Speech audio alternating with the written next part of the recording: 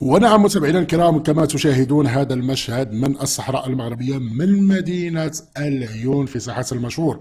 نعم متابعينا الكرام، احتفال بتأهل الأشقاء في موريتانيا وإقصاء منتخب حضيرة الجزائر. هذا المنظر لوحده كافي باش يجيب جلطة دماغية لنظام حضيرة الجزائر وللبوصبايين وللجزائريين المستعمرين. احتفالات في الصحراء المغربية وبكاء وعويل وصراخ في الشيراتون في حضيرة الجزائر بسبب هذا الإقصاء المذل. فمبروك لمنتخب موريتانيا الشقيق. نعم، نحتفل مع الموريتانيين ونفرح مع الموريتانيين، وفي نفس الوقت نفرح لحزن الفقاقير، نفرح لهذه الانتكاسة الرياضية في حضيرة الجزائر وللنظام الجزائري الذي يراهن على كل شيء من أجل أن يقوم بتنظيف اسمه المشوه أصلا حتى في المسائل الرياضية، اللي من المفترض أن تكون مسائل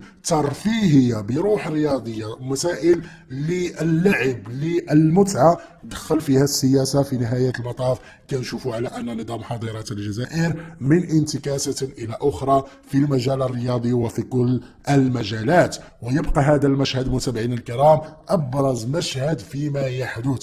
احتفالات في الصحراء المغربية التي تؤرق النظام الجزائري، التي تزعج النظام الجزائري. احتفال بتأهل موريتانيا وبخسارة وبإقصاء مذل لمنتخب حضيرة الجزائر اللي صدعوا لنا راسنا به انه الا كان مشى لكأس العالم كان غادي يوصل للنهائي وغادي يفوز بكأس العالم، في حين ان دور المجموعات في كأس افريقيا ما قدرش على انه يفوتها بإقصاء مر من موريتانيا.